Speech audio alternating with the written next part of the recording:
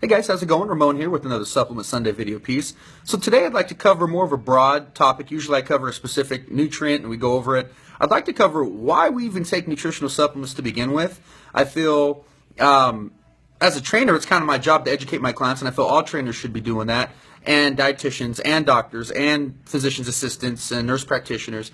But the problem is, because the pharmaceutical juggernaut, which owns our medical schools and our universities, and I would know firsthand, having taken university nutrition and a good portion of my degrees in nutrition, and I'm using air quotes because, no offense to my former professors, but it is just what you're taught through the university system, whether it be undergraduate level, and I've personally spoken to several dozen different doctors of different areas of expertise. They've all admitted, they get very, very, very little bit of nutritional biochemistry in college, because most of that time spent studying pharmaceuticals and how to diagnose and how to prescribe and, basic anatomy, physiology, that kind of stuff. And so I guess the main point of this video is to emphasize everybody, from a biochemical perspective, everybody in America should be taking some sort of nutritional supplementation just because you can't get it from your food. And every known pharmaceutical that exists places some type of toxic burden, some more than others, but all of them, regardless, place a toxic burden at the cellular level to your body.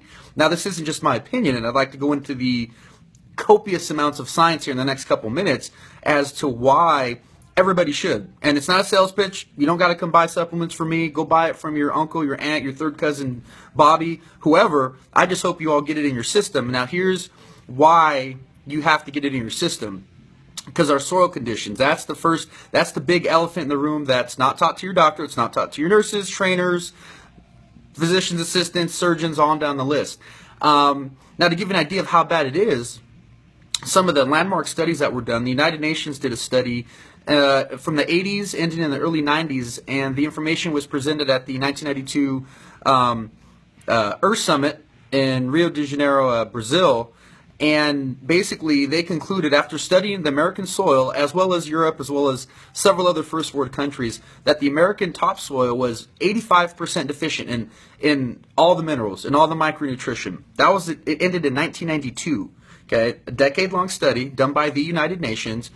And now think about that. We're 24 years later, and it was 85% deficient then. Now, air pollution, water pollution, soil pollution, trace amounts of every illegal and pharmaceutical drug known to man in the water supply, the fact that farmers only put back in 3 minerals and the human body needs 60, and that's essential minerals, so our cells have to have these minerals, right? So you do the math. I say around an approximate 90%, just because, that's a very safe, scientifically based estimate. Where else in life can you have 90% deficiency of anything and succeed? Go try only putting in 10% of effort into your personal relationship. Don't be at your job 90% of the time. You kind of get the hint. And so that affects every cellular interaction in your body. The USDA did studies in the 1950s of the American topsoil, and then the University of Texas in the early 2000s followed up on that study. So that's data spanning over 50 years, over half a century worth of data. And the USDA, or the University of Texas, came to the same conclusion as the United Nations, that our soil is not only extremely deficient, but because the minerals are so deficient now, even the plants, yes, our plants still have vitamin C and vitamin E and antioxidants in them, but the levels of the vitamin C and the vitamin E and all the other chemical cofactors are significantly less, because the plants themselves are feeling the effect of the mineral deficiency. And to take it one step further, you guys might have heard of a little college called Harvard University. Harvard researchers looked at over 30 years worth of data, over 3 decades worth of data, and this is fairly recent. They did this one in the early 2000s as well. And Harvard researchers came to the conclusion that every American adult should be taking a multivitamin supplement. Once again, that's not my opinion. That's Harvard University. And because of the soil deficiency, the pharmaceuticals, the stressful lifestyles we live, just the way we live our normal American life, Harvard recommended everybody should be doing that. Now, to even take it a step further, some of the top scientists on the face of the earth, I've talked about Dr. Joe Wallach, who's a Nobel Prize nominated naturopathic physician, sued the Food and Drug Administration 8 times in federal court. He recommends everybody should be taking a nutritional multivitamin, a basic nutritional supplement. Dr. Oh man, see now I'm drawing a blank. Watson and Crick, there we go. Watson and Crick, now they discovered the DNA double helix in the 1950s. Watson and Crick were given the Nobel Prize, and I believe it's Dr. Watson who's still alive. Guy's close to 90 years old now, late 80s.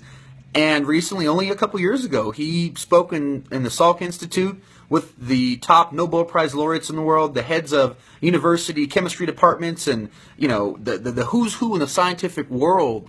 There was 300 of them in the room, and he said the same thing, that we're not going to cure these diseases and cancer and all these things with pharmaceuticals, which essentially poison you at the cellular level. This is Dr. Watson's opinion, Nobel Prize winner, not mine. I'm summarizing what he said. And basically he said the key is good biochemistry, and that's where you circle back around to the epigenetics. If you want your genes to function properly, I don't care if you're a 22-year-old stud athlete and about to be drafted by the Niners, man. You're cruising for a bruising if you don't start taking care of your body now. And those of you that are older, you're starting to feel the effects of sluggishness, low energy, stamina, libido, cognitive function, joints are falling apart, diabetes, pre-diabetic, your hair's falling out, you're balding, all these things. They're all, at some level, it goes back to micronutrient deficiencies. Obviously, different deficiencies will generate different diseases, but that's the core. So, sorry I went a little extra long-winded today, but I figured, I had to at least get the information out there. And that's something to ask your doctor next time you're at the doctor's office, how they expect you to be healthy with an approximate 90% depletion of the micronutrition in all soil, and that includes organic foods, and that includes going to, the farmer's market, all that stuff. So there you go. Hope that helps you guys out, and look forward to seeing you down here at Flex Appeal.